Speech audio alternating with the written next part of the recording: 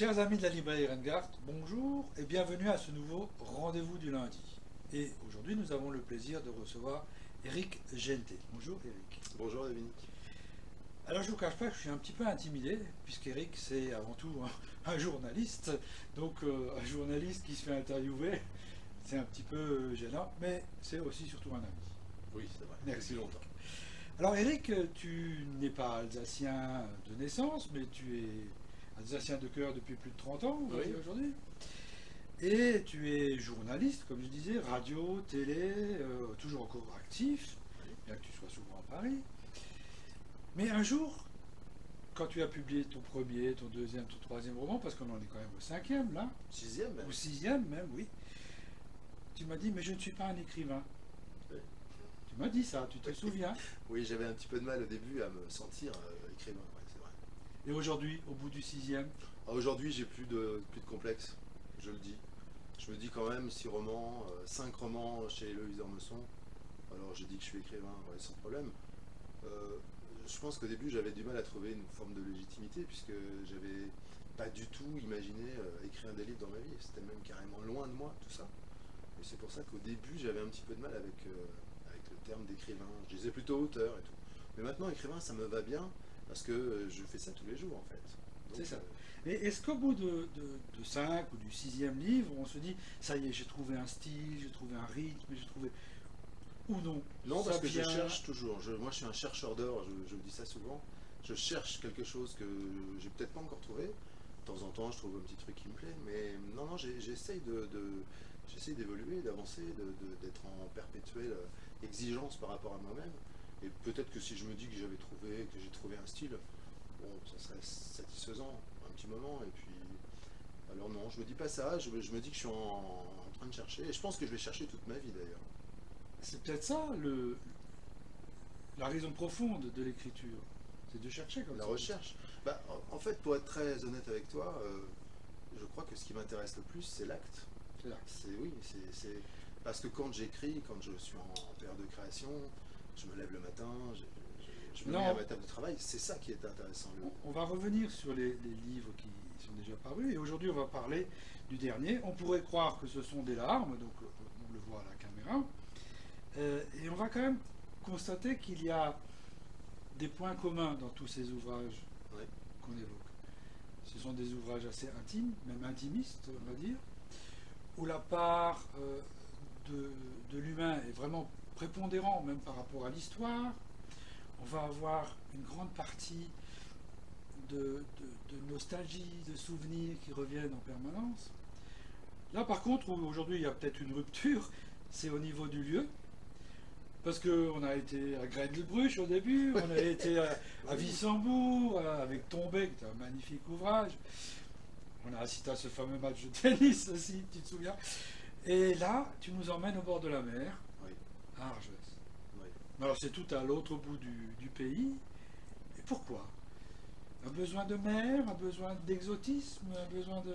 Alors, je sais pas si tu te souviens, dans Et n'attendre personne, j'avais déjà évoqué Argelès-sur-Mer. Oui. C'est un endroit important pour moi dans ma vie parce que c'est là où je passais tous mes mois de juillet quand j'étais petit. Et donc c'est un endroit qui représente vraiment l'enfance. Donc naturellement, quand j'ai envie de parler de l'enfance, de l'adolescence, même si je ne l'ai pas fait dans Tombé où effectivement c'était vraiment l'adolescence, je reviens naturellement à Argelès. Et puis là, je cherchais un lieu important, avec quelque chose de dramatique au départ, donc 1986, on va y revenir. Quelque chose se passe en 1986, loin de Paris. Et puis cette héroïne qui s'appelle Louise, On va revenir. elle n'y est pas retournée depuis 33 ans à Argelès-sur-Mer. Donc chercher un endroit comme ça où il s'était passé quelque chose il y a longtemps, et quelque chose d'assez sacralisé pour que l'histoire s'inverse un petit peu au même endroit, 33 ans plus tard. Donc, est-ce que, en t'écoutant à l'instant, est-ce qu'il y a dans ce choix un peu plus de Éric Gente dans le récit que dans les récits précédents? Je pense que Tombé, que tu as évoqué, était celui où il y avait le plus de moi, forcément. Celui-là aussi, mais dans le choix d'Argelès, oui, parce que c'est un endroit que j'aime, qui est pour moi l'endroit de l'enfance, de l'adolescence. Et sans doute que les personnages, pas seulement le personnage masculin, mais les personnages, même Louise, me ressemblent beaucoup. On va en parler des personnages. Alors effectivement, on a une sorte de huis clos presque, puisqu'on a 3 personnages. Donc il y a Louise, la mère, Ouais. qui au début du livre a disparu. On va essayer d'expliquer la chose. On a le fils, Julien, qui après une séparation avec sa mère se sent obligé de revenir. Et on a un 3e personnage que j'adore, moi, qui est Génio, l'amoureux transi, l'amoureux de toujours, l'amoureux secret, qui n'ose pas se déclarer, et qui découvre qu'il habite, qu'il a pour voisine cette dame qu'il avait croisée justement en 1986, Exactement. et dont il avait réussi à avoir un baiser. Ouais. Juste. Tu vas nous lire cet extrait Ah oui. peut-être? Enfin, l'extrait qui. Enfin, 33 ans après, donc. Où Oui, ça se passe 33 ans après. Il se souvient de 1986. En 1986, tout s'est joué en une seconde. Elle était entrée dans la boutique, ils s'étaient regardés, rapprochés. Il y avait eu cette seconde, ce bref tremblement de terre où le poids des convenances et de la vertu est soudain insignifiant, alors que la seconde d'après, les règles, les bonnes manières, les engagements pèsent des tonnes. L'envie, le désir, l'inspiration sont délestés de la morale, de la crainte, de l'usure du temps. Une seconde. Mais ce qui était possible ne l'était plus. Une seule fois depuis, Génio a serré Louise dans ses bras. Un soir de novembre, un soir d'alcool. Louise avait juré qu'un jour, elle raconterait à Julien qu'elle était dévorée de culpabilité. Si un être humain sait qu'il a été aimé, il a les armes pour se relever de tout. Le manque d'amour est un champ de bataille jonché de cadavres. Sans un père, c'est déjà compliqué. Alors, avec une mère endeuillée, défaillante et taciturne, Julien a morflé, c'est certain. Elle avait répété. Génio espérait devenir cette épaule réconfortante sur laquelle Louise posait sa tête et ses peines ce soir-là. Mais soudain, elle s'était écartée avant de rentrer en invoquant l'heure et du travail d'écriture à finir. Génio, comme on voile un tableau inachevé, cachait l'amour qui renaissait en lui. Personne ne lui avait jamais fait cet effet-là. Puisqu'il ne savait pas quelle magie avait ramené Louise sur son chemin, quel extraordinaire hasard les avait réunis dans le même immeuble, il s'imaginait que tout était encore possible, et pas grave si Louise était marquée de vieux soleil, si elle ne posait pas sa main sur son bras brûlant, pas grave s'ils étaient 2 continents avant la fin des temps. Un jour ou l'autre, ils seront Camus et Cazares, Johnny Cash et June Carter, ou Bonnie and Clyde s'il le faut. Oui, alors ce pauvre Génio, 33 ans après, il retrouve cette femme à qui il n'a jamais avoué son amour. Oui, bah oui. Mais Il n'a pas pu aller va-t-il y arriver? Ah, ça, On va pas le dire. On va pas le dire. Mais il croit que c'est encore possible. Alors qui est cette Louise? Cette Louise était une actrice assez célèbre dans le passé et qui aujourd'hui est un petit peu... Elle pense à retraite alors. tout ça est loin. Voilà, tout ça est loin, et puis elle s'installe à Argelès, où elle a des souvenirs, etc. Et Génio est tout content parce qu'il a constaté qu'elle habite à côté. Il a réussi à rentrer en contact avec elle, il a le double des clés, etc. Oui. Et puis il n'a pas de nouvelles. Et donc il va rentrer dans cet appartement, et Louise n'est pas là. Ouais. Mais il va trouver sur un post-it le téléphone de Julien. On va parler de Julien tout à l'heure. Et lui laisse un message. Julien va écouter après ce message un peu en boucle. Sur son répondeur. Et le Génio écrit donc, poste un message sur le répondeur de Julien et dit: Bonsoir Julien, je suis le voisin de votre maman, son préféré. Enfin, je crois. Je ne veux pas vous inquiéter, mais je me demande si Louise est avec vous. Elle ne m'a pas averti de son départ. C'est curieux, d'habitude elle me prévient. Je vous téléphone depuis chez elle, j'ai un double des clés, au cas où. Je me suis permis d'entrer dans son appartement, j'ai trouvé votre numéro, écrit en gros sur des post-it. Voilà, n'hésitez pas à me rappeler, je suis monsieur Tardelli, Génio Tardelli, le voisin du dessus à Argelès-sur-Mer, 2e étage gauche. Tu le fais super bien, Génio. Ça pourrait être toi. Je l'adore, ce personnage. Il est tellement... parfois pathétique, mais on a envie de l'aider, on a envie de lui dire mais vas-y, Et on entend dans cette petite phrase une espèce d'anxiété cachée, mais qu'il il essaye de ne pas la traduire à Julien. Mais lui-même, il se dit, il s'est passé quelque chose. Alors Julien est le fils de Louise. Lui, il est à Paris. Il est photographe aussi, mais photographe de souvenirs de vacances, puisque le Géniaux était photographe de bord de mer, enfin bon, etc. Il a des engagements, il a des shootings, comme on dit aujourd'hui, enfin, etc. Et il faut qu'il se décide. Il s'est quand même passé quelque chose avec maman. Enfin, cette maman dont il souffre tellement de l'absence. Tu peux nous dire un mot sur les absences de Louise par rapport à Julien? C'est une femme qui, à partir du moment où son mari est parti, donc 33 ans auparavant, on l'a compris, en 1986, elle s'est éloignée de tous les êtres humains et même de son fils. Elle n'a jamais refait sa vie et d'une certaine manière, ne refaisant pas sa vie, elle empêche sans doute son fils de faire sa vie. Et donc ça les éloigne au fur et à mesure du temps. Il a manqué de rien, hein, Julien, quand il était petit, voilà, mais au moment où il devient adulte, il vit sa vie et les deux personnages s'éloignent. Et en fait, ils s'éloignent en ayant en eux tout un bagage fait de regrets, de souvenirs de non-dits, perdus, de non-dits, etc. Ouais. Alors, le troisième personnage, c'est donc ce père qui a disparu. Julien dormait cette nuit de juillet 86, il n'a rien entendu.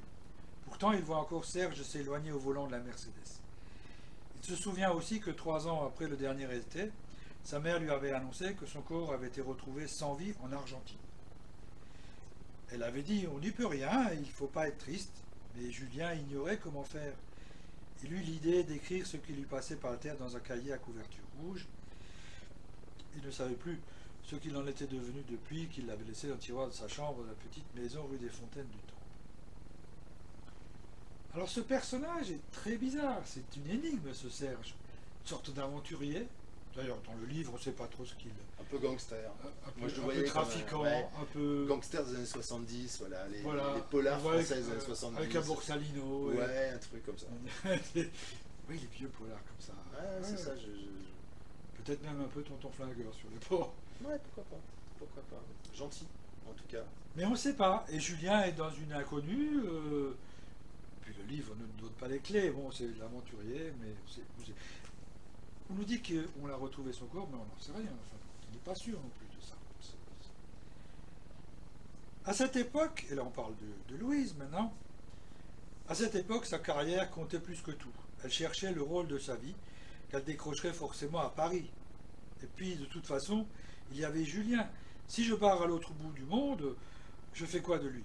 Elle oubliait de raconter que bien avant la naissance de son fils, elle avait refusé un premier rôle à cause de sa peur panique de l'avion. Cette occasion en or ne s'était pas représentée. Alors là aussi, il y a quelque chose d'intéressant. Est-ce qu'elle n'est pas en train d'accuser ce petit garçon de lui avoir volé ce rôle de vedette? Toute sa vie, elle a pensé que sans doute le fait d'élever un enfant seul l'avait empêché forcément d'avoir une plus belle carrière, puisque si elle avait eu le choix, elle serait peut-être partie tourner loin, elle aurait peut-être accepté des rôles. Donc du coup, elle était obligée de, quand même malgré tout, d'élever son fils. Donc de trouver des revenus nécessaires pour tenir la maison, et donc elle a accepté des petits boulots, etc. Et donc elle a été d'une certaine manière empêchée. Oui, donc Julien a tout eu matériellement, ce qu'il lui fallait, pour grandir, pour s'éduquer, pour devenir un homme. Ce qui lui a manqué le plus, c'était la présence et l'amour de sa mère, quoi, tout bête. De son père et de sa mère, du coup. Et du père aussi. Parce que ce sont deux absents. Un qui est vraiment absent physiquement, et l'autre qui a du mal à être présente. Alors aujourd'hui, 33 ans après, Louise est de nouveau absente, puisque Julien arrive dans cet appartement. Oui, c'est vrai. Elle n'est pas là, mais elle va réapparaître. Oui, on doit le dire. Donc elle a organisé une espèce de disparition pour provoquer la venue de son fils. Oui. Pour justement peut-être essayer de crever des abcès. Oui, parce que bon, alors lui, il n'a pas du tout envie de revenir dans cet endroit qui, pour lui, est l'endroit des amours. Hein. C'est la seule ville en France. D'ailleurs, il ne comprend pas pourquoi sa mère s'installe d'un coup pour sa retraite à Argelès-sur-Mer. Pourquoi à cet endroit précisément? Et elle a une bonne raison de le faire, c'est qu'elle doit écrire tout ce qu'elle a raté dans sa vie et finalement libérer cette parole-là Et pour cela, elle pense que le meilleur moyen, c'est de le faire à Argelès. Donc il faut qu'elle se débrouille pour qu'ils viennent quand même. Alors, vont-ils y arriver? On va pas en dire plus, mais ça va être très compliqué parce que, comme tu le disais tout à l'heure, on a tous ces non-dits, tous ces souvenirs étouffés, tous ces regrets, et c'est extrêmement pénible. Et on a une espèce de... J'aime bien l'image du théâtre, parce qu'on a ce huis clos, on a une scène unique, on est dans un temps unique, puis on a des personnages qui se croisent sur la scène sans franchement se voir ou même se parler. Oui, mais les traces sont là. Parce que parfois dans la vie, on peut comprendre les choses, mais avoir du mal à les mettre en application, à avoir du mal à changer sa vie, même si on a compris. Parfois aussi, le mal que l'on a est plus rassurant que l'avenir. Et donc, voilà, je pense que parfois, dans la vie, et ça sera peut-être le cas de Julien, il a vu des choses, on voit des choses, et avant de les comprendre réellement pour que quelque chose dans sa vie soit différent, il faut encore du temps. Il faut du temps. Et parfois, le temps Mais passe Louise n'a si peut-être vite. pas encore le temps suffisant. Bah, peut-être. Voilà. Alors il y a presque un quatrième personnage, je dirais, là-dedans. Non, un cinquième personnage. Non, quatrième, j'ai une bêtise. Un quatrième personnage, c'est la voiture. Ah bah oui. Pour moi, c'est un personnage. Ah oui, complètement. Cette Mercedes rouge Oui. à 18 ans, Oui. il a un message du père. On ne sait pas si ce message est récent ou Un pas. messager, en tout cas, qui vient avec la voiture. Voilà, il a un rendez-vous dans un garage, il doit récupérer les clés et il retrouve cette Mercedes qu'il avait en souvenir du départ de ce père. Bah oui, parce que... Qu'est-ce que tu as voulu transmettre par ce véhicule? Ouais, c'est un peu, c'est le lien filial. Oui, cette voiture, elle symbolise l'enfance de Julien. En plus, elle est rouge. Le rouge, c'est une signification très particulière. C'est quelque chose d'assez violent même, le rouge. Et du coup, il lui transmet cette voiture, mais il lui transmet pas seulement la voiture, que la carrosserie. Il lui transmet aussi pas mal de choses à l'intérieur. Il y a un mot, il y a de l'argent, il y a quelque chose qui fait que finalement, il est parti, mais il avait prévu deux, trois petites choses quand même Oui. avec son père. Et puis Julien va récupérer cette voiture, il en a pas très envie au départ, et puis finalement, il va la garder, et symboliquement, elle est très présente dans sa vie aussi, cette voiture, pendant très très longtemps. Et Alors elle oui, traverse, et elle permet, moi c'est un objet important qui m'a permis de faire traverser Julien dans le roman. à la fin, à la fois, il traverse le temps Ouais, et l'espace, exactement. puisque c'est le véhicule qui va lui permettre de revenir à Argelès, qui va peut-être, en revenant à Argelès, provoquer aussi chez sa mère quelque chose, Ouais. même chez Géniaux. Ouais. Mais cette Mercedes rouge, je vois que tu as posté sur Facebook des images Ouais. de Mercedes. Moi, je la voyais bien décapotable en plus. Ouais, Elle aurait été bien. Oui. Mais c'est vrai que c'est un symbole. C'est un véhicule qui transporte tous ses regrets, tous ses souvenirs, ces choses. Alors, est-ce qu'il va permettre de retrouver le fils et la mère? Bon, ça, on va laisser le lecteur le découvrir. Mais c'est quelque chose que tu as retenu parce que ça te semblait être vraiment significatif avec une certaine force. Et je crois que vraiment en le lisant, on le ressent. Ouais. C'est pour ça que je dis que c'est un personnage Oui, complètement. C'est un personnage entièrement à part un entière. personnage à part entière, Effectivement. ce véhicule. Ouais. Alors, pour finir, parce que là, on ouvre plein de pistes, mais évidemment, il ne faut pas dévoiler les choses, et inviter les gens à le découvrir par la lecture. Et pour finir, je voudrais quand même revenir sur le titre. Parce que là, quand même, ça demande quelques explications, Eric. Déjà, un titre long, Oui. alors qu'avant, on avait tombé. Bon, hein. Là, on a toute une phrase. On pourrait croire que ce sont des larmes. Double hypothétique et interrogation, quoi. Ouais, ouais. Alors, sens des larmes. On pourrait le croire. J'aime bien cette On ne idée, sens pas bien. j'aime bien cette retenue en fait. Ce titre me plaît. C'est une phrase du livre. Oui. Et c'était pas mon titre, mais dans ma jolie maison d'édition, quand ils ont lu le livre, enfin le manuscrit, on m'a proposé de prendre ce titre-là. Alors, est-ce que je peux te demander quel était le titre initial? Alors il y a eu plein de titres différents. Et oui, il y en avait un qui était joli, mais qui ne correspondait pas trop à l'histoire globalement. C'était la question d'Anaïs. Anaïs, c'est un autre personnage, c'est l'amoureuse de Julien. Ah oui, oui, oui. Ouais. Et la question d'Anaïs, elle était importante parce que c'était ce qui allait sans doute faire changer sa vie, basculer en fait. Julien allait basculer parce qu'il dit, la question c'est dans le livre, quelle est la couleur des yeux de ta mère? Et il a un doute. Et ce doute-là lui prouve qu'en fait il est assez loin d'elle, trop loin d'elle, donc il y a une prise de conscience. Donc la question d'Anaïs, c'était le titre d'avant, mais c'est devenu.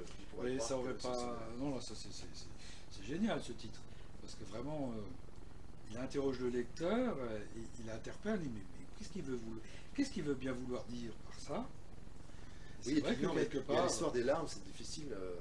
Tout peut finir par des larmes, dans les belles choses comme dans les choses médiocres. Oui, parce que quelque part, l'histoire, c'est quand même une histoire de retrouvailles. Oui. Donc ça peut finir par des larmes. De gens qui se sont croisés toute leur vie. Oui, et puis les larmes ne coulent pas, et puis peut-être qu'à un moment elles vont couler, et le fait qu'elles coulent, c'est comme une libération. C'est important de pleurer parfois dans la vie. Tout à fait. Alors, est-ce que ces personnages vont se retrouver?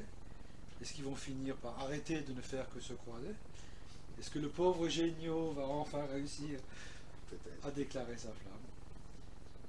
Je vous invite vivement à lire ce très joli roman d'Éric. On pourrait croire que ce sont des larmes. Merci Eric. Merci Dominique, ça a été un plaisir. Je suis toujours très heureux de revenir dans ta librairie ici à Strasbourg. Neudorf. Tout à fait. Et on se retrouve bientôt d'ailleurs pour une dédicace. Alors, avec grand plaisir. On va trouver une date, on la mettra sur le site. Et je vous dis à bientôt pour un prochain rendez-vous du lundi. Merci, au revoir. Salut.